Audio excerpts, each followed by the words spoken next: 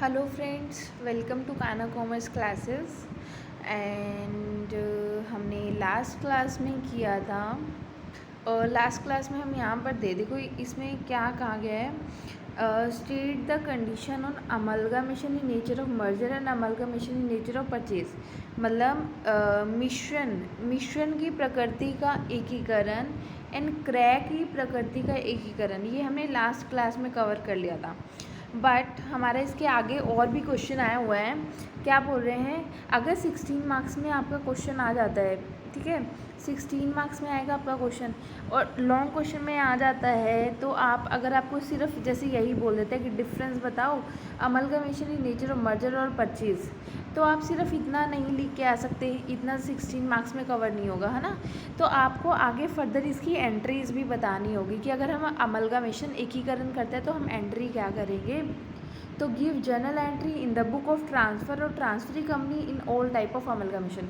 अमलगामेशन दो तरह से होता है, एक होता है मर्जर और एक होता है परचेज, जिसको बोल देते हैं मिश्रण और इसको बोल देते हैं क्रय। दो तरह से हमारा क्या होता है अमलगामेशन। अब चाहे हम मिश्रण की प्रकृति का अमलगामेशन एकीकरण हो या फिर क्रय की प्रकृति का एकीकरण, कैसा भी हमारा एकीकरण हो, हमारी सब में एंट्री दोनों में सेम होती है, ठीक है। अब देखो, एक होती है हमारी कंपनी कौन सी, रेड कलर, ठीक है। एक हमारी कंपनी होती है ट्रांसफरर कंपनी, ठीक है, ट्रांसफरर। मैं आज आपको ना इंग्लिश में ही बताऊंगी क्योंकि ना एंट्रीज हमारी इंग्लिश में ही होती है, ठीक है। ट्रांसफरर कंपनी और एक होती है ट्रांसफरी कंपनी, ठीक है, ट्रांसफरी कंपनी। अब देखो ट्रांसफरर मतलब ओल्ड कंपनी, OLD, ओल्ड लिख सकते हैं, या फिर जिसको हम सेल कर रहे हैं सेलर कंपनी, सेलर कंपनी। देखो OR अर है ना, ये देखो यहाँ पर देखो हमारे यहाँ पे OR है, अर, ठीक है। सेलर तो मतलब सेलिंग कंपनी होगी, या फिर O है तो यहाँ पर हो गया ओल्ड कंपनी, क्लियर है। ट्रांसफरी कंपनी जो होती है ना वो हमारी होती है, यहाँ कहते हैं ट्रांसफरी कंपनी हम आती है न्यू कंपनी, मतलब जो इसको सेल करके ट्रांसफरर कंपनी को ख़त्म किया, सेल किया, और उसके बदले जो न्यू कंपनी आई है वो आ गई हमारी ट्रांसफरी कंपनी, और इसको बोल देते हैं हम बायर, BUYE, बायर कंपनी। ई आ गया ना, यहाँ पर क्या आ रहा है, ई आ गया ना, और यहाँ पर भी क्या है ई, तो मतलब ट्रांसफरी मतलब न्यू कंपनी या बायर, ई मतलब बायर कंपनी, ठीक है। तो हमारी ये ट्रांसफरर कंपनी पुरानी कंपनी और ट्रांसफरी कंपनी जो न्यू कंपनी एस्टैब्लिश हुई है, क्लियर है। अब मैं ट्रांसफरर और ट्रांसफरी करके बोलूँगी, आप समझ जाना कि मैं क्या बोल रही हूँ, ठीक है। ट्रांसफरर मतलब सेलर और ट्रांसफरी मतलब बायर कंपनी है जो न्यू कंपनी आई है। अब हम स्टार्ट करते हैं जर्नल एंट्री। अब आज जो हम जर्नल एंट्री कर रहे हैं ना वो हम ये करें, जो कंपनी हमारी ख़त्म हो गई, ये जो ट्रांसफरर कंपनी है ये हमारी, इसका एग्जिस्टेंस क्या हो गया, ख़त्म। अब इसका एग्जिस्टेंस जो ख़त्म हुआ तो हम एंट्री करनी पड़ेगी। जैसे जो भी हमारी एंट्री पहले हमने की थी उसको हम रिवर्स कर देंगे, उल्टा कर देंगे, तो हमारी क्या हो जाएगी वो एंट्री, मतलब वो क्या हो जाएगी, उसकी सारी जो बुक्स ऑफ अकाउंट है वो सारे हम क्लोज करेंगे, ठीक है। तो आज जो हम जर्नल एंट्री करेंगे वो किसकी करेंगे, ट्रांसफरर कंपनी की करेंगे, ठीक है। यहाँ पर मतलब कि ये देखो आज हम यहाँ से स्टार्ट करेंगे, मैंने नोट्स बना रखे हैं, शॉर्ट नोट्स, इससे इजीली पहले आपको समझ आ जाएगा कि एंट्री करनी क्या है। क्या है क्रय, यहाँ पर अमलगामेशन, यहाँ एक सेकेंड,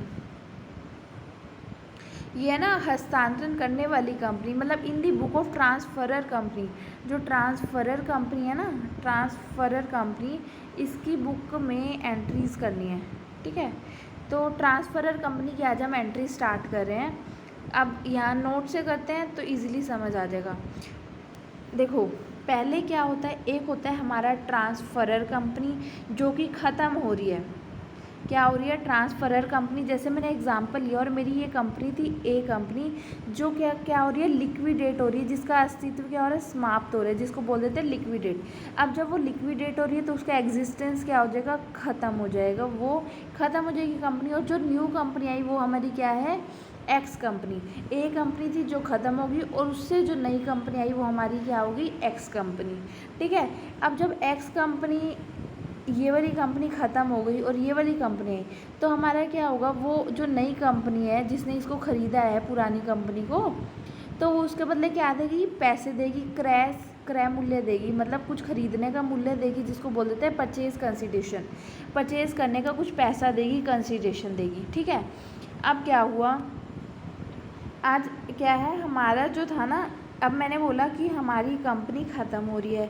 अब आज हम जो ये करेंगे, हम इस ए कंपनी का करेंगे जो ट्रांसफरर कंपनी है, ओल्ड कंपनी है, या फिर हमारी जो कि ख़त्म होने वाली कंपनी है, ठीक है। अब वो क्या होगी, लिक्विडेट होगी, ठीक है। लिक्विडेट होगी, अस्तित्व समाप्त हो गया। अस्तित्व समाप्त होगा तो हमें उसके अकाउंट्स बंद करने पड़ेंगे, अकाउंट्स बंद करने पड़ेंगे, ठीक है। अकाउंट्स क्लोज़ करने पड़ेंगे। अकाउंट्स क्लोज़ करने के लिए हम क्या करते हैं,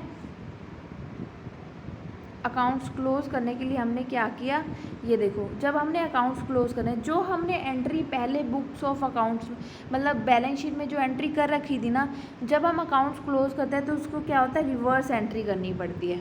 क्या करनी पड़ती है, हमें रिवर्स एंट्री करनी पड़ती है, उल्टी एंट्री करनी पड़ती है। क्या, ठीक है। जब हम रिवर्स एंट्री करते हैं, बैलेंस शीट में हमने रिवर्स एंट्री की, जब हम रिवर्स एंट्री करते हैं तो हमारा बैलेंस शीट क्या हो जाती है, हमारी जो पहले वाली जो बैलेंस शीट चल रही थी वो हमारी क्या होती है, ख़त्म हो जाती है। और उसकी जगह अब ये बैलेंस शीट हमने क्लोज़ कर दी, उसकी जगह हम न्यू अकाउंट खोलेंगे। और वो न्यू अकाउंट हमने किस लिए खोले हैं कि जो जिसका पैसा है हम उसको वापस लौटा देंगे, ठीक है। हमारी कंपनी में जो भी पैसा जिसका भी पड़ा है वो हम वापस लौटा देंगे, ठीक है। तो वापस लौटाने के लिए हमने 3 अकाउंट खोले। फर्स्ट है हमारा रियलाइजेशन अकाउंट, जिसको वसूली खाता बोलते हैं हिंदी में। ये क्या होता है कि जब हमने अकाउंट्स, हमने अपनी बैलेंस शीट को क्या करना है, ख़त्म करना है। बैलेंस शीट को क्लोज़ करने के लिए हमने 3 अकाउंट खोले। फर्स्ट अकाउंट आ जाता है हमारा रियलाइजेशन अकाउंट, वसूली खाता, जिसमें क्या आ जाता है हमारे कोई भी प्रॉफिट लॉस, क्या जब हमने कंपनी बंद कर दी तो उससे हमें कुछ प्रॉफिट या लॉस होगा तो उसका सारी कैलकुलेशन किस में करते हैं, हम रियलाइजेशन अकाउंट में।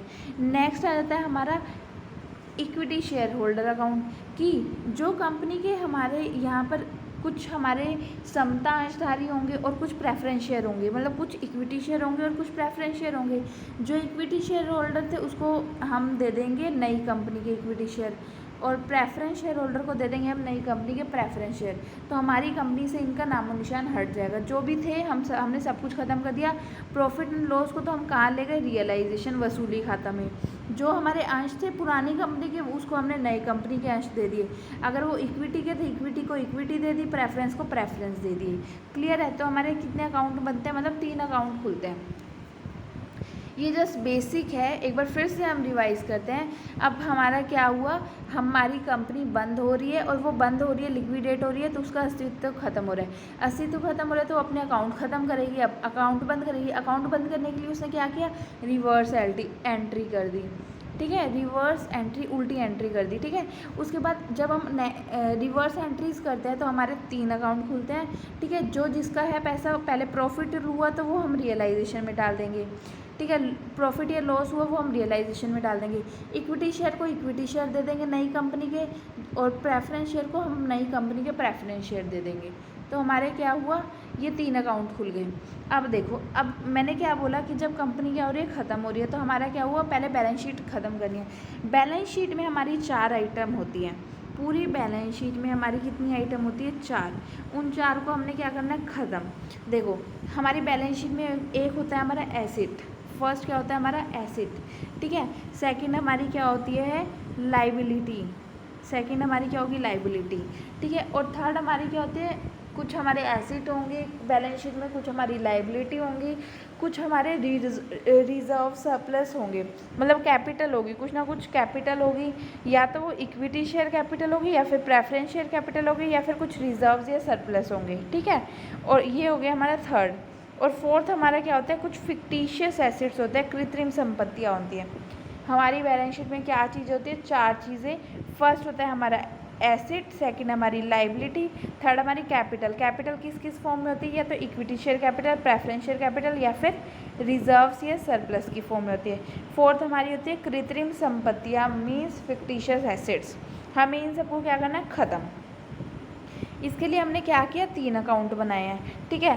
पहले हमारे जो एसिड थे, हमने पहले इसको बैलेंस शीट को ख़त्म करने के लिए हमने 3 अकाउंट बनाए। फर्स्ट हमारा अकाउंट था हमारा रियलाइजेशन अकाउंट। रियलाइजेशन में अकाउंट में हमारे क्या आते हैं, जितने भी एसिड होते हैं वो हमारे किस में आएंगे, रियलाइजेशन अकाउंट में।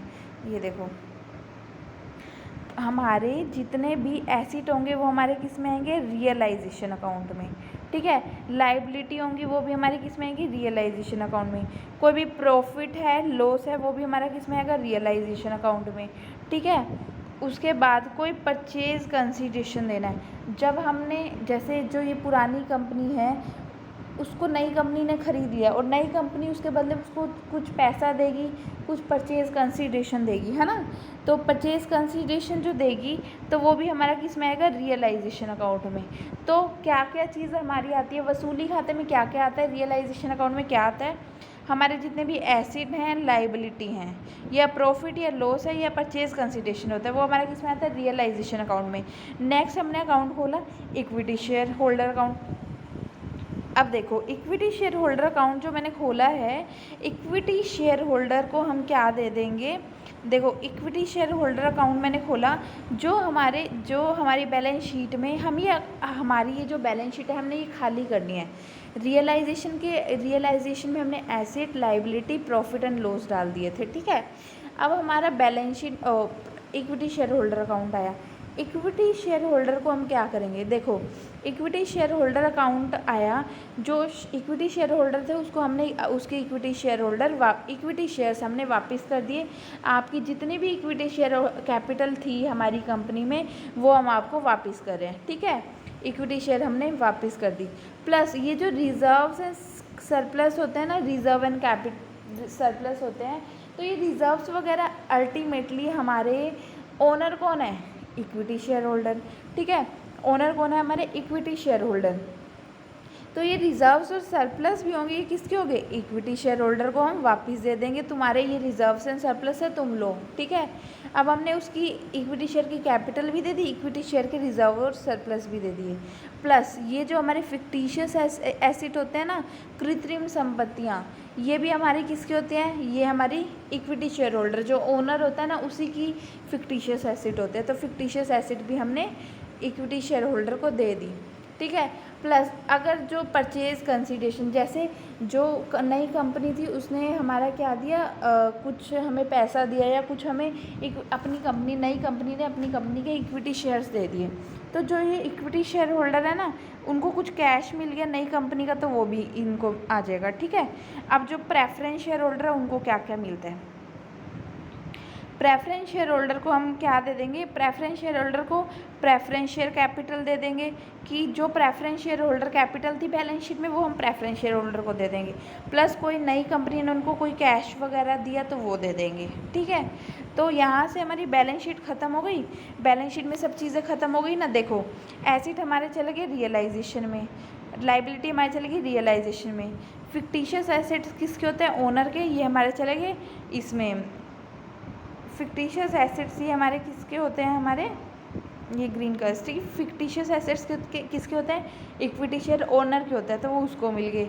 जो इक्विटी शेयर कैपिटल थी वो इक्विटी शेयर होल्डर के पास चली गई, ठीक है। और जो हमारे इक्विटी शेयर होल्डर के रिजर्व्स और सरप्लस होते हैं वो भी हमारे किसके पास चले गए, इक्विटी शेयर होल्डर के पास चले गए। अब बैलेंस शीट में सिर्फ क्या बच गया, preference share capital. Preference share holder capital किसको दे देंगे, हम प्रेफरेंस शेयर होल्डर को दे देंगे। क्लियर है। ये देखो ये फिर से मैं डॉट लगाती हूँ। देखो एसिड जो थे हमारे, ये हमारे एसिड थे, ये हमने इसमें रियलाइजेशन में चले गए। लाइबिलिटी थी वो भी हमारी रियलाइजेशन में चली गई, ठीक है। और जो हमारे इक्विटी शेयर, ये green colour equity share capital थी वो हमने इक्विटी शेयर होल्डर को दे दी। फिर कोई रिजर्व सरप्लस वो किसके होते हैं, ओनर के होते हैं, वो हमने इक्विटी शेयर होल्डर को दे दिए। फिक्टिशियस एसेट्स होते हैं वो इक्विटी शेयर होल्डर को दे दी, ठीक है। प्रेफरेंस शेयर कैपिटल हमने किसको दे दी, प्रेफरेंस शेयर होल्डर को दे दी। क्लियर है, समझ आ गई। जो जिसके थे वो उसको रिटर्न कर दिया हमने सामान, तो हमारी बैलेंस शीट यहाँ से क्या हो गई, बैलेंस शीट में कुछ भी बचा नहीं है, हमारी सारी क्या हो गई, ख़त्म। अब हम एंट्री करनी स्टार्ट करेंगे। ये सारा सिर्फ क्या था, बेसिक था, ये सिर्फ क्या था, बेसिक था, हमने अभी कुछ स्टार्ट नहीं किया है। अब हमारी एंट्री स्टार्ट होगी, अब आपको समझ आएगी, ठीक है। ये देखो बट ये करने से पहले, हम एंट्री स्टार्ट करने से पहले हमारा कुछ क्या होता है, रूल्स होते हैं, ठीक है। रूल्स क्या है हमारे, मॉडर्न रूल्स क्या हैं, देखो जो हमारे एसिड होते हैं ना, एसिड, अगर हमारे एसिड इंक्रीज़ हो रहे हैं, एसिड इंक्रीज़ हो रहे हैं तो उसका डेबिट बैलेंस होता है, ठीक है, और एसिड डिक्रीज़ हो रहे हैं तो उनका क्रेडिट बैलेंस होता है। ऐसे ही हमारे एक्सपेंसेस अगर इंक्रीज़ हो रहे हैं तो डेबिट बैलेंस, डिक्रीज़ हो रहे हैं तो क्रेडिट बैलेंस, ठीक है। एक ना हमारा आपको याद होगा, ये देखो हमने ना 11th क्लास में ये किया था, हमारे asset is equal to liability plus capital, ठीक है।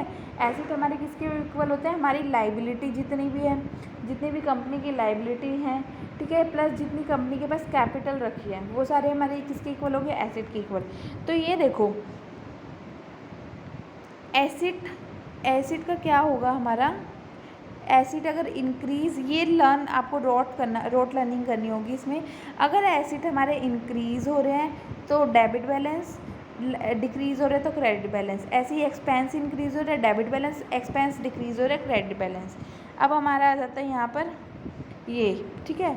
अब लाइबिलिटी देखो, asset is equal to liability plus capital, तो लाइबिलिटी और कैपिटल बिल्कुल सेम है, ठीक है। लाइबिलिटी इंक्रीज़ हो रही है तो हमारा क्या होगा, लाइबिलिटी इंक्रीज़ हो रही है, लाइबिलिटी इंक्रीज़ हो रही है तो क्रेडिट बैलेंस, डिक्रीज़ हो रही है तो हमारी डेबिट बैलेंस, डिक्रीज़ हो रही है तो डेबिट बैलेंस, ठीक है। ऐसे ही कैपिटल का भी बिल्कुल सेम लाइबिलिटी की तरह है, लाइबिलिटी इंक्रीज़ हो रही है तो हमारा क्रेडिट बैलेंस, डिक्रीज़ हो रही है तो डेबिट बैलेंस। ऐसे ही हमारा इनकम या रिवेन्यू मतलब प्रॉफिट इंक्रीज़ हो रहे हैं, क्रेडिट बैलेंस, प्रॉफिट डिक्रीज़ हो रहे हैं, डेबिट बैलेंस। इट मीन्स ये तीन, ये और ये कैपिटल, इनकम और लाइबिलिटी, इनका सेम ट्रीटमेंट है। एसिड जो हमारे हैं, एसिड और एक्सपेंसेस का सेम ट्रीटमेंट है, क्लियर है। यहाँ से देखो अगर सिर्फ ये चार्ट लर्न हो गया ना तो मतलब पूरी एंट्रीज़ हमें लर्न हो गई है, कोई भी प्रॉब्लम नहीं आएगी। मेन इस चार्ट पे बेस्ड है। ये क्या है, जो हमारे एसिड हैं और जो हमारी हैं एक्सपेंसेस, इनका सेम ट्रीटमेंट होता है। एसिड या एक्सपेंसेस इंक्रीज़ हो रहे हैं तो डेबिट बैलेंस, डिक्रीज़ हो रहे हैं तो क्रेडिट बैलेंस। और जो हमारी लाइबिलिटी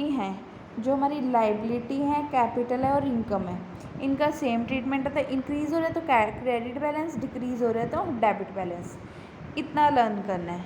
ये लर्न हो गया, हमारी एंट्रीज हो गई, मीन्स ये लगा लो। अब देखो, अब हम एंट्री स्टार्ट करते हैं। देखो फर्स्ट क्या आएगी हमारी एंट्री, क्या फर्स्ट एंट्री हमें बैलेंस शीट से आएगी। बैलेंस शीट में हमारे क्या है, बैलेंस शीट से ये जो हमारे एसिड है इसको हमें क्या करता है, रिमूव करना है, ख़त्म करना है। जब मैंने कहा रिमूव करता है तो बैलेंस शीट से एसिड रिमूव कर रहा है, वो हमारे किस में जाता है, रियलाइजेशन अकाउंट में। याद है ये देखो क्या था, बैलेंस शीट में हमारे क्या है, एसिड है। एसिड को हमने क्या करना है, रिमूव करना है, ख़त्म करना है, मतलब कम करना है। अगर अब हमारे एसिड कम हो रहे हैं, तो हमारा क्या बैलेंस होता है, क्रेडिट बैलेंस, ठीक है। एसिड हमारे क्या हो रहे हैं, कम हो रहे हैं। एसिड को हमने अपनी बैलेंस शीट से ख़त्म करना है। तो अगर हमारे एसिड कम हो रहे हैं तो उसका क्या बैलेंस आएगा, क्रेडिट बैलेंस। तो हमारे यहाँ पर क्या आ गया, क्रेडिट में क्या आ गया, 2 एसिड, ठीक है। एसिड हमारे कम हो रहे थे, इस वजह से हमने क्या किया, एसिड अगर रिड्यूस हो रहा है तो हमारा क्रेडिट बैलेंस आता है, तो हमने 2 एसिड लिख दिया। किस में जाते हैं हमारे, ये जो एसिड होते हैं ये हमारे किस में जाते हैं, रियलाइजेशन में। जितने भी एसिड होते हैं ये किस में जाएंगे, हमारे रियलाइजेशन अकाउंट में, ठीक है ना। तो यहाँ पर हमने क्या दिया, एसिड रियलाइजेशन अकाउंट, क्लियर है। एसिड को ट्रांसफ़र कर रहे हैं, एसिड हमारी पुरानी बैलेंस शीट को हम ख़त्म कर रहे हैं। पुरानी बैलेंस शीट से जितने भी एसिड थे उसको हम रिमूव करें। एसिड कम हो रहे हैं तो हमारा क्या बैलेंस होगा, एसिड कम हो रहे हैं, हमारा क्रेडिट बैलेंस है, तो क्रेडिट में आ गया 2 एसिड। और वो जो हमारे एसिड होते हैं वो हम किस में ट्रांसफ़र करते हैं, रियलाइजेशन में। तो realisation account debit 2 asset account, first entry clear है। Realisation account debit 2 asset account, first entry clear है। नेक्स्ट आ जाती है हमारी क्या, ट्रांसफ़र लाइबिलिटी, अब जितने भी हमारे क्या होंगे लाइबिलिटी, बैलेंस शीट में जितनी भी हमारी क्या है लाइबिलिटी हैं, लाइबिलिटी को रिमूव करना है। लाइबिलिटी को भी रिमूव करता है तो हमारा किस में जाता है रियलाइजेशन अकाउंट में। लाइबिलिटी को हम क्या करें रिमूव कर रहे हैं, देखो लाइबिलिटी को क्या करें रिमूव करें, ख़त्म करें, कम कर रहे हैं। अब लाइबिलिटी हमारी क्या हो रही है कम हो रही है, कम हो रही है तो हमारा क्या बैलेंस होता है डेबिट बैलेंस, तो डेबिट में आ गया हमारा लाइबिलिटी अकाउंट। क्लियर है, लाइबिलिटी अकाउंट डेबिट किस में ट्रांसफ़र करते हैं रियलाइजेशन में, तो liability account debit to realisation account. That's clear, is this clear? ठीक है, मीन्स क्या है जो हमारी लाइबिलिटी है वो रिड्यूस हो रही है, रिड्यूस हो रही है तो डेबिट बैलेंस, तो डेबिट में हमारी liability account debit to realisation account. ठीक है, तो हमारी एसेट और लाइबिलिटी को हमने क्या कर दिया है रिमूव कर दिया है हमारी बैलेंस शीट से, ये भी ख़त्म हो गए और ये भी हमारे ख़त्म हो गए। थर्ड एंट्री हम कर रहे हैं, किसकी करेंगे हम थर्ड एंट्री, देखते हैं हमने किसकी एंट्री की है, इक्विटी शेयर्स की है। अब हमें ये पता है यहाँ पर हमने किया था जो हमारे इक्विटी शेयर है ना, इक्विटी शेयर होल्डर को बैलेंस शीट ख़त्म करनी है हमारी, इक्विटी शेयर होल्डर की जो बैलेंस शीट से मतलब हटाना है इसको, तो हम किस में इक्विटी शेयर होल्डर अकाउंट में डालते हैं। ठीक है, equity share holder, equity share capital को इक्विटी शेयर होल्डर के पास दे देंगे वापस कि ये लो तुम्हारी इक्विटी शेयर, तुम अपने आप संभाल लो भाई, हमारी कंपनी तो ख़त्म हो रही है। ठीक है, तो यहाँ पर इक्विटी शेयर कैपिटल को हम किस में डाल रहे हैं इक्विटी शेयर होल्डर के अकाउंट में। इट मीन्स देखो ये देखो, अब हमारी इक्विटी शेयर कैपिटल फर्स्टली क्या है हमारी कैपिटल, कैपिटल हमारी क्या हो रही है कम हो रही है, कैपिटल क्या हो रही है हमारी कम हो रही है, कम हो रही है तो हमारा क्या होगा डेबिट बैलेंस, कम हो रही है तो हमारा डेबिट बैलेंस। ठीक है, तो कैपिटल हमारी कम हो रही है, यहाँ ये देखो यहाँ से आ जाएगा, कैपिटल हमारी कम हो रही है तो ये है हमारा डेबिट बैलेंस, कैपिटल कम हो रही है तो इक्विटी शेयर कैपिटल अकाउंट। ठीक है, equity share capital account debit, plus मैंने आपको वहाँ ऊपर बताया था कि जो हमारा रिजर्व्स पहले बताया था ना, रिजर्व्स होते हैं वो भी किसके होते हैं इक्विटी शेयर होल्डर के होते हैं। ठीक है, ओनर के होता है, तो ये रिजर्व्स भी हमारे किसके पास चले गए इक्विटी शेयर के पास। ठीक है, टू किसके हमने किसके अकाउंट दूसरा अकाउंट खोला था ना इक्विटी शेयर होल्डर अकाउंट, तो वो किस में जाएंगे to equity share holder account. अब देखो हमारी एंट्री क्या हो जाएगी equity share capital account debit reserves account debit to equity share holder account. Clear है, इक्विटी क्योंकि हमारे कैपिटल रिड्यूस हो रही है तो डेबिट बैलेंस है, इस वजह से equity share capital account debit reserve account debit, क्योंकि रिजर्व भी ओनर के होते हैं तो इक्विटी शेयर होल्डर के पास मिल जाएंगे, तो reserve account debit to equity share holder account. Is is clear? Next आ जाता है हमारे फोर्थ एंट्री। फोर्थ एंट्री क्या होगी प्रेफरेंस शेयर्स की। कौन होंगे प्रेफरेंस शेयर, जैसे अब हमने यहाँ पर किया था ना, जो हमारे यहाँ पर प्रेफरेंस शेयर थे हमारे बैलेंस शीट में, उसको ख़त्म करने के लिए हमने यहाँ पर एक अकाउंट खोला था, हमने प्रेफरेंस शेयर को रिड्यूस करने के लिए हमने यहाँ पर अकाउंट खोला था प्रेफरेंस शेयर होल्डर अकाउंट, है ना। प्रेफरेंस शेयर कैपिटल को किसको दे दिया था हमने, प्रेफरेंस शेयर होल्डर को दे दिया था। वही सेम प्रेफरेंस शेयर कैपिटल क्या हो रही है कम हो रही है, तो debit balance preference share capital account debit to, यहाँ पर सॉरी ये है हमारी एंट्री, ये रिड्यूस हो रही है प्रेफरेंस शेयर कैपिटल। ठीक है, तो प्रेफरेंस शेयर रिड्यूस हो रही है debit balance preference share capital account debit to preference share holder account. Preference share जो कैपिटल थी वो हमने किसको दे दी, प्रेफरेंस शेयर होल्डर को दे दी कि ये लो तुम्हारी कैपिटल, हमारी कंपनी अब लिक्विडेट हो रही है, अब तुम अपनी कैपिटल अपने आप संभालो। तो हमारी चार चीज़ें ख़त्म हो गई है बैलेंस शीट में से। अब फिफ्थ चीज़ क्या रहेगी हमारे फिक्टिशियस एसेट। फिक्टिशियस एसेट्स किसके होते हैं, ओनर के, ओनर को ना इक्विटी शेयर होल्डर अकाउंट। ठीक है, तो फिक्टिशियस एसेट देखो कम हो रहे हैं, फिक्टिशियस एसेट कम हो रहे हैं, एसेट हमारे क्या हो रहे हैं कम हो रहे हैं, कम हो रहे हैं तो क्रेडिट बैलेंस, तो हमारा क्या हो गया डेबिट में क्या आ जाएगा equity share holder account debit to fictitious asset account. Fictitious asset कम हो रहे थे इस वजह से क्रेडिट बैलेंस आया है। अब एंट्री देखो यही होगी, यही है ना, इक्विटी शेयर होल्डर के पास चलेगी क्या fictitious asset, equity share holder account debit to fictitious asset account, क्योंकि हमारे एसेट अगर हमारे एसेट रिड्यूस होते हैं तो उसका क्रेडिट बैलेंस होता है, इस वजह से फिक्टिशियस एसेट अकाउंट हमारा क्या हो गया क्रेडिट हो गया। अब ये हमारी 5 एंट्री हमें समझ आ गई, 5 एंट्री हो गई, समझ आ गई क्या थी। अब इन 5 एंट्री को करके हमने अपनी बैलेंस शीट में जो जो सामान था वो हमने क्या कर दिया, ख़त्म। बैलेंस शीट में जो भी था वो हमारा सारा चीज़ क्या हो गई, ख़त्म हो गई। बैलेंस शीट में ये मतलब 5 एंट्री से हमारी पूरी बैलेंस शीट का जो भी था वो सब ख़त्म हो गया। अब देखो बैलेंस शीट की एंट्री कितनी होगी, 5। क्लियर है। अब नेक्स्ट आ जाता है हमारा, बैलेंस शीट से तो ख़त्म हो गया। अब 6 एंट्री क्या होगी, लाइन वाइज चलेंगे। 5 एंट्री हमारी बैलेंस शीट की थी। अब 6 और 7, एक 6 एंट्री है हमारी, 6 एंट्री प्लस में 7th एंट्री, वो किससे है, परचेज कंसिडरेशन से, क्रय मूल्य से रिलेटेड। देखो क्या हुआ, नई कंपनी थी ना, उसने क्या किया, हमारी पुरानी कंपनी को ना क्रय मूल्य पे किया, क्योंकि उसने क्या कर खरीद ली, हमारी एक कंपनी को खरीद लिया, तो उससे कुछ ना कुछ पैसा देना पड़ेगा। जब हम किसी भी चीज़ को खरीदते हैं तो हमें पैसा देना पड़ता है, ठीक है। ऐसे ही जब कंपनी किसी दूसरी कंपनी को खरीद रही है ना, तो उसके बदले या तो वो उसे क्या देगी, शेयर्स दे सकती है, या डिबेंचर दे सकती है, या फिर कैश दे सकती है। क्लियर है। तो अब हमारी एंट्री स्टार्ट करते हैं। ये देखो क्या हो गया, 6 और 7th एंट्री, ये रही हमारी 6 एंट्री। 6 एंट्री क्या है, फॉर परचेज कंसिडरेशन ड्यू। अब भी क्या है, परचेज कंसिडरेशन जो है ना, परचेज कंसिडरेशन हमारा ड्यू हो रहा है। कंपनी कह रही है कि हम ना आपको पैसा देंगे, अभी बात करिए कि हाँ हम आपको पैसा देंगे, ठीक है, पैसा या अपने शेयर्स देंगे, नई कंपनी के शेयर्स दे देंगे, ठीक है। अब देखो परचेज कंसिडरेशन, पैसा आएगा, और पैसा आएगा मतलब वो हमारे लिए क्या हो गया, अगर कुछ पैसा या एसिड वगैरह आएंगे, वो हमारे लिए क्या हो गए, एसिड, मतलब ट्रांसफरर कंपनी के लिए वो क्या हो गए, एसिड। और हम ट्रांसफरर कंपनी की एंट्रीज करें, है ना। अब ट्रांसफरर कंपनी के लिए ये क्या हो गए, अगर कुछ पैसा आएगा, ट्रांसफरर कंपनी मतलब सेलर कंपनी है जो सेल हो रही है, ठीक है, तो मतलब ओल्ड कंपनी है, ठीक है, ओल्ड कंपनी के पास पैसा आ रहा है, ठीक है, तो उसके क्या हो गए, वो एसिड, और एसिड क्या हो रहे हैं, इंक्रीज़ हो रहे हैं। एसिड क्या हो रहा है, इंक्रीज़, मतलब डेबिट बैलेंस। अब वो कौन दे रही है हमें, ट्रांसफरी कंपनी दे रही है ना। पैसा कौन दे रही है, ट्रांसफरी कंपनी, इस वजह से हमारा इंक्रीज़ हो रहा है, तो debit balance, transferee company account debit to realisation account. देखो क्या हुआ, हमारे पास कुछ एसिड मिलेंगे हमें, क्योंकि वो हमें कुछ पैसा दे रहे हैं। जो न्यू कंपनी है वो हमें मतलब ख़रीदने के लिए हमें कुछ पैसा पे करी है, वो हमारे लिए एसिड हो गए।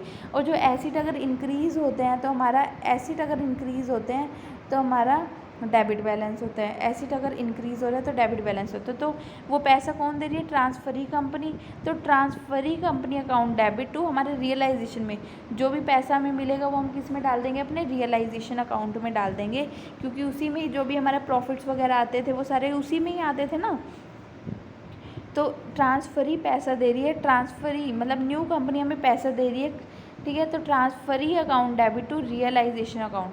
अभी हमने सिर्फ ये एंट्री की कि हाँ वो हमें देगी, अभी दिया नहीं है, वो हमें देगी, ठीक है। और वो देगी इस वजह से हमने एंट्री कर दी कि ट्रांसफरी कंपनी हमें देगी, और हम वो पैसा किस में डाल देंगे, रियलाइजेशन अकाउंट में डाल देंगे, ठीक है। जो पैसा मिलेगा वो हमें किस में डाल देंगे, रियलाइजेशन अकाउंट में डाल देंगे। हो गया क्लियर। तो हमारे एसिड इंक्रीज़ हो रहे हैं, इस वजह से हमारा डेबिट बैलेंस है, और वो पैसा कौन दे रही है, ट्रांसफरी कंपनी दे रही है, इस वजह से transferee company account debit to realisation account. ये एंट्री हो गई। 7th एंट्री मैंने बोला कि वो भी क्या है, परचेज कंसिडरेशन क्रय मूल्य से रिलेटेड है, ठीक है। अब हमें क्या है, फॉर रिसीव ऑफ, अब हमें अभी यहाँ क्या है, ट्रांसफ़र कंपनी हमें पैसा देगी, हमने उसकी एंट्री कर दी कि ट्रांसफरी कंपनी अकाउंट डेबिट, तो वो हम जो भी पैसा देगी वो हम रियलाइजेशन में डाल देंगे, ठीक है। अब 7th एंट्री आ जाती है, जो पैसा हमें दिया। अब देखो ट्रांसफरी कंपनी, न्यू कंपनी ने हमें ये ऐसे बॉक्स पकड़ा दिए, ये लो तुम्हारा पैसे का बॉक्स है, ठीक है, इसमें आपके हमने पैसे के वे में हमने आपको दिया है, कुछ तो हमने आपको शेयर्स दे दिए, कुछ दे दिए डिबेंचर, और कुछ पैसा हमने कैश दे दिया, ठीक है। कुछ हमने शेयर्स दिए हैं। इस बॉक्स में हमने कुछ, न्यू कंपनी ने पुरानी कंपनी को परचेज कंसिडरेशन दिया, और परचेज कंसिडरेशन में उसने कुछ हमें शेयर्स दे दिए, कुछ हमने डिबेंचर दे दिए और कुछ हमें कैश में पेमेंट कर दी। ठीक है, अब शेयर्स कौन कौन से होते हैं देखो। अब वो हमारे परचेज कंसिडरेशन हमने बॉक्स खोल के देखा, जैसे ही बॉक्स को हमने ओपन किया, ये देखो यहाँ से ऐसे करते हैं हम, ये हमारा बॉक्स है, ये देखो। ठीक है, यहाँ पर हमने डाले हैं कुछ हमारे शेयर्स हैं, कुछ है हमारे डिबेंचर्स और कुछ है हमारे कैश।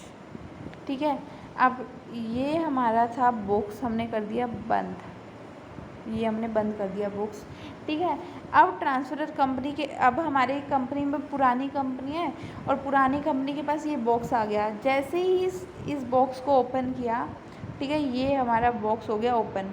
बॉक्स ओपन हुआ, हमारे यहाँ से निकले कुछ हमारे निकले इक्विटी शेयर्स, कुछ हमारे निकले इक्विटी शेयर्स। ठीक है, हाँ, शेयर्स दो तरह के होते हैं, कुछ हमारे निकले इक्विटी शेयर्स, कुछ हमारे निकले प्रेफरेंस शेयर। ठीक है, कुछ हमारे निकले डिबेंचर्स, ये डिबेंचर भी यहाँ पर आ गए, और कुछ हमारे निकला कैश। 4 चीज़ें निकली हैं। ठीक है, क्या क्या थे? Equity share, preference share, debenture और कैश, ये 4 चीज़ें निकली उस बॉक्स में से। जब वो बॉक्स ओपन किया तो वो 4 चीज़ें हमारी निकल गई हैं हम। ठीक है, तो equity share, preference share, debenture और कैश अकाउंट डेबिट किसने दिया हमें? ट्रांसफरी कंपनी ने दिया, मतलब न्यू कंपनी ने हमें दे दिया। क्लियर है? तो परचेज कंसिडरेशन अकाउंट ड्यू होगा, तो ड्यू होने की एंट्री क्या होगी? परचेज कंसिडरेशन रिसीवेबल, मतलब अभी रिसीव होगा, तो हमने किससे रिसीव होगा? ट्रांसफरी कंपनी से रिसीव होगा टू रियलाइजेशन अकाउंट। जो भी हमें रिसीव होगा हम रियलाइजेशन में डाल देंगे।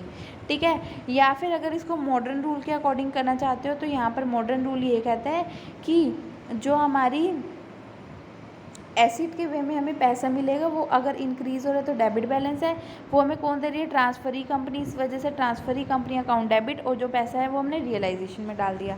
अब जो हमारा पैसा है उसको हमने ओपन किया और वहाँ पर हमें क्या क्या मिला? Equity share, preference share, debenture और कैश। किससे मिले? ट्रांसफरी कंपनी से। 7th एंट्री कंप्लीट हो गई।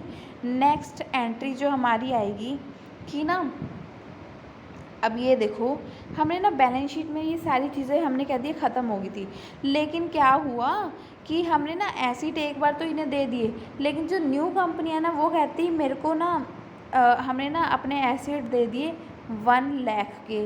ठीक है, 1 लाख रुपीज़ के हमने एसिड दे दिए कि लो न्यू कंपनी, ये लो हमारे एसिड, हमारी हम तो कंपनी बंद करें तो तुम्हारे पास ये एसिड आ जाएंगे। ठीक है, अब वो जो कंपनी है ना हमारी नई कंपनी है, वो कहती है कि देखो भाई, हम इतने एसिड नहीं ले सकते हैं, हमें इतने की ज़रूरत नहीं है, हम तो सिर्फ 70 के, मतलब 70,000 के हम ये एसिड हम ले रहे हैं, जो 30,000 है वो तुम अपने पास रखो, अब हमें इससे मतलब नहीं है। ठीक है, तो इसने सिर्फ कितने लिए? 70,000, तो 30,000 अभी हमारे पास बाकी बचे हुए रखे हैं इस कंपनी में। तो बैलेंस शीट में हमारे 70,000 के तो हमारे चले गए, लेकिन 30,000 का अभी भी हमारा रिमेनिंग है। अब वो 30,000 है, उसको भी हमें ख़त्म करना है। अब जो एसिड थे उसको ख़त्म करने के लिए हम उसको क्या कर देंगे? सेल। एसिड को हम क्या कर देंगे? सेल। अब देखो, एसिड को जब हम सेल करें तो मेरे एसिड क्या हो गए? रिड्यूस हो गए, कम हो गए। एसिड जब कम होते हैं, जब हमारे एसिड कम होते हैं तो उसका बैलेंस होता है हमारा क्रेडिट। एसिड जब हमारे कम होता है तो उसका बैलेंस क्या होता है? क्रेडिट। यहाँ देखते हैं 8th एंट्री थी, जब एसिड हमारे रिड्यूस होते हैं उसका क्रेडिट बैलेंस होता है तो टू एसिड अकाउंट। ठीक है, 2 एसिड अकाउंट आ गया, क्योंकि एसिड हमारे रिड्यूस हो रहे हैं, जो बचे खुचे एसिड थे हमने उसको सेल कर रहे हैं, और जो सेल करेंगे तो उससे हमें जो जैसे 30 के हम सेल कर रहे हैं तो एसिड रिड्यूस हो रहा है, उसका हमारा बैलेंस होता है क्रेडिट मॉडर्न रूल के अकॉर्डिंग, तो 2 एसिड अकाउंट। और जो हमने एसिड सेल किया हमें उससे क्या मिलेगा? कैश मिलेगा, कैश अकाउंट। यहाँ पर ऊपर क्या हो जाएगा? कैश या बैंक अकाउंट। ठीक है, तो bank account debit to asset account. यहाँ देखो, रीड करो क्या कह रहे हैं? Asset are not taken over by the transferee, मतलब न्यू कंपनी ने कुछ एसिड को ख़रीदा नहीं था, तो ट्रांसफरर कंपनी, पुरानी कंपनी ने उसको क्या कर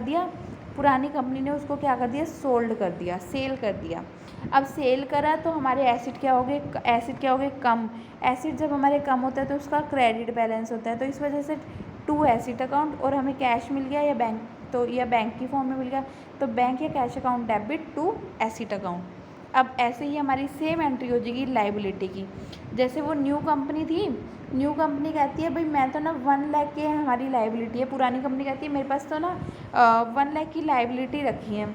ओल्ड कंपनी कहती है मेरे पास 1 लाख की लाइबिलिटी रखी है। न्यू कंपनी कहती है भाई सुनो सुनो सुनो, हम तो सिर्फ 60,000 की लाइबिलिटी लेंगे और 40,000 की तुम अपने आप देखो क्या करना है, हमें उससे मतलब नहीं है।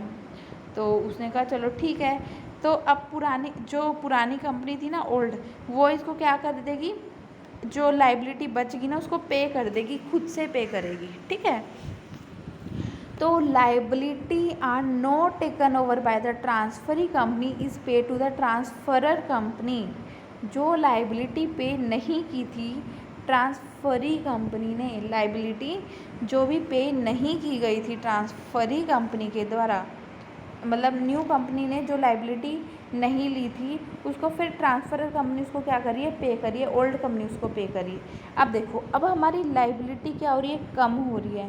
जब लाइबिलिटी हमारी कम होती है तो उसका क्या होता है, हमारा डेबिट बैलेंस।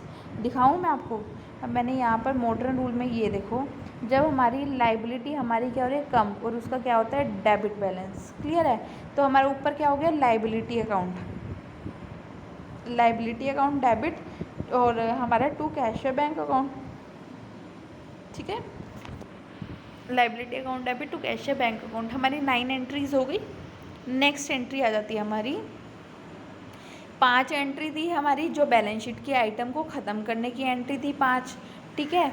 2 एंट्रीज थी हमारी, कौन सी, 2 एंट्री जो हमने परचेज़ ख़रीदा उस कंपनी को, तो उसने जो न्यू कंपनी थी उसने हमें कुछ एसिड वगैरह, अपनी कंपनी के एसिड या लाइबिलिटी या कैश वगैरह दिया, तो परचेज़ कंसिडरेशन की एंट्री थी, क्रय मूल्य की एंट्री थी, ठीक है। उसके बाद हमारी 2 एंट्री थी किस चीज़ की, अगर जो न्यू कंपनी है वो हमारे एसिड या लाइबिलिटी लेने से मना कर देती है तो उसको हमें, एसिड को तो हमें सोल्ड करना पड़ेगा, लाइबिलिटी को खुद पे करना पड़ेगा, तो उसकी 2 एंट्री हो गई, 9 एंट्री हो गई। 10th एंट्री क्या कहती है, अब हमारा क्या हो जाता है, जब हम लिक्विडेट कर रहे हैं कंपनी को तो शायद हो सकता है कि हमें कुछ एक्सपेंसेस पे करने पड़े, जब हमारी कंपनी क्या हो रही है, ख़त्म हो रही है। जब पुरानी कंपनी, ओल्ड कंपनी क्या हो रही है, लिक्विडेट हो रही है, मतलब ट्रांसफरर कंपनी लिक्विडेट हो रही है, ख़त्म हो रही है, तो उसको कुछ एक्सपेंसेस हो सकते हैं। क्लियर है, एक्सपेंसेस हो सकते हैं। अब उस एक्सपेंसेस की हमें एंट्री करनी है। एक्सपेंसेस, जो भी एक्सपेंसेस होंगे, हमारे रियलाइजेशन में क्या होता है, कुछ ना कुछ प्रॉफिट्स वगैरह रखे होते हैं, ठीक है। जो प्रॉफिट से एंट्री, मतलब प्रॉफिट से हम पे कर देंगे किसको, bank, realisation account debit to bank account, की जो भी हमारे पैसे हमें लॉस हुआ या एक्सपेंसेस हुए वो हमें पे करना है, तो रियलाइजेशन निकाल के और बैंक में जिसके बैंक में जो भी एक्सपेंसेस हुए उसके अकाउंट में ट्रांसफ़र कर दिए बैंक अकाउंट, ठीक है। तो realisation account debit to bank account 10th entry हो गई। अब हमारा क्या हो गया, बस थोड़ी सी एंट्री रह गई है।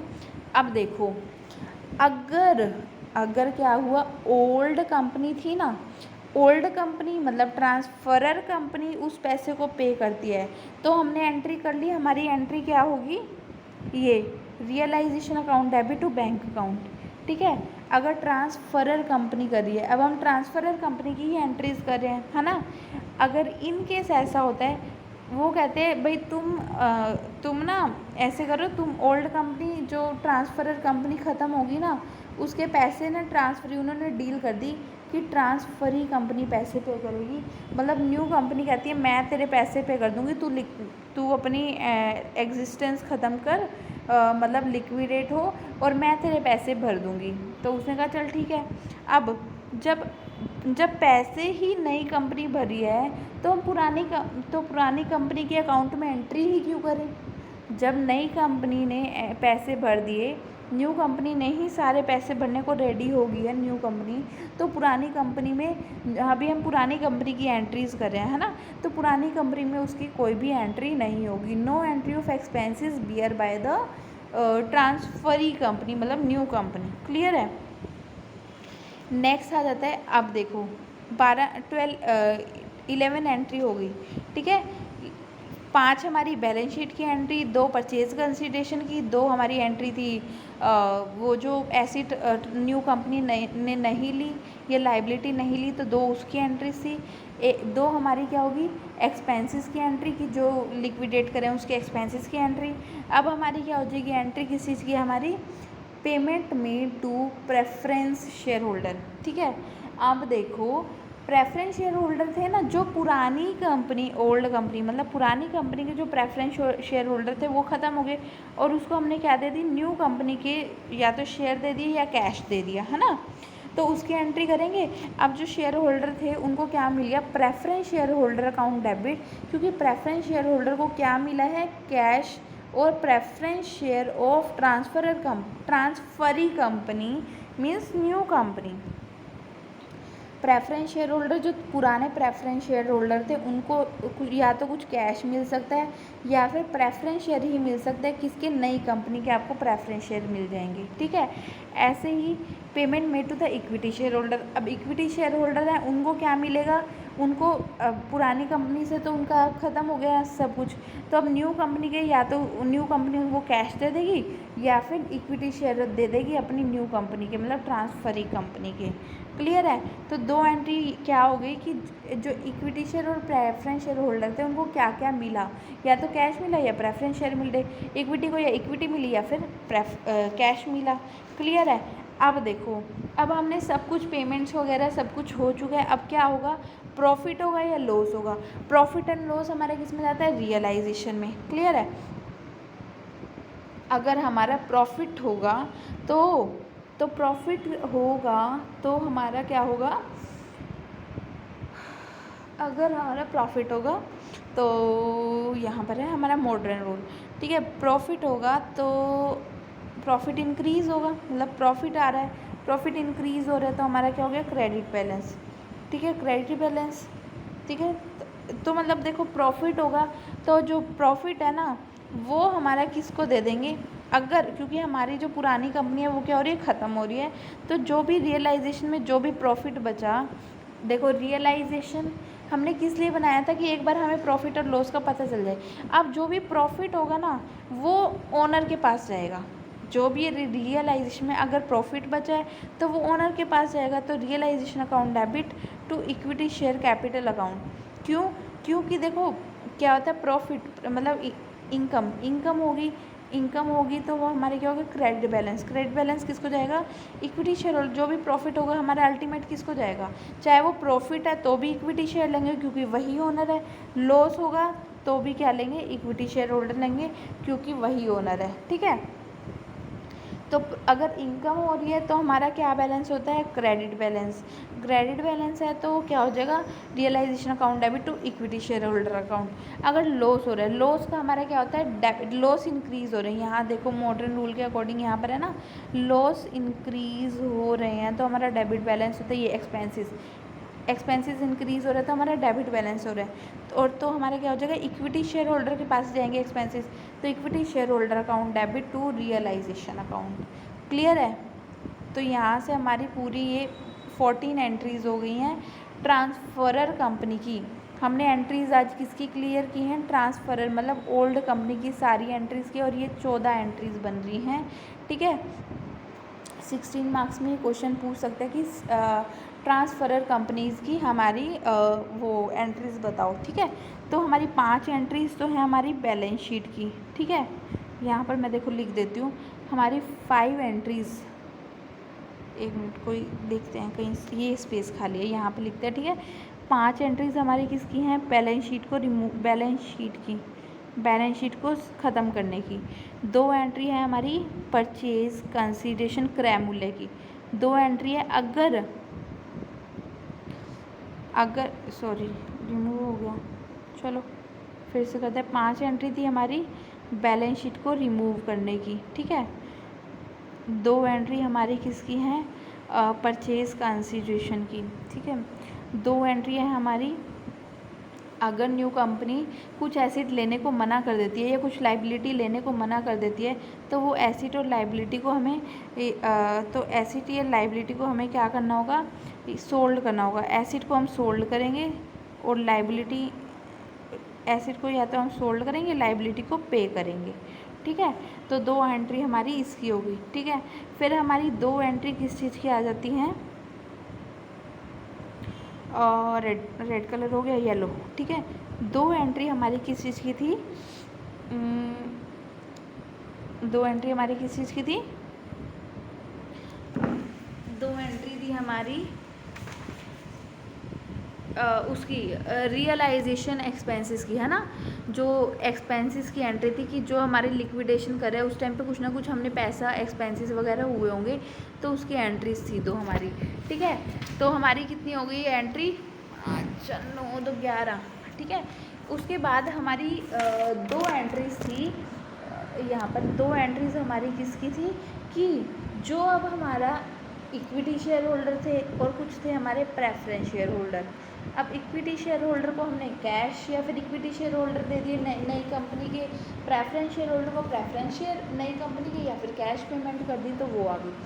अब एक एंट्री हमारी लास्ट आ जाती है, एक एंट्री हमारी आ जाती है कौन सी, एक एंट्री हमारी आ जाती है उसकी प्रॉफिट। अब रियलाइजेशन में या तो होगा प्रॉफिट या फिर होगा लॉस, और अगर प्रॉफिट हो या फिर लॉस, वो किसके पास जाएगा, अल्टीमेट ओनर के पास जाएगा। ओनर कौन है हमारे, ओनर होते हैं हमारे इक्विटी शेयर होल्डर। ओनर कौन होते हैं हमारे इक्विटी शेयर होल्डर। क्लियर है, ये 14 एंट्रीज से हमारा पूरा ट्रांसफर कंपनी की जनरल एंट्रीज कंप्लीट हो जाती है। Is this clear? एनी, अगर कोई आपको डाउट है तो आप कमेंट सेक्शन में बता सकते हैं।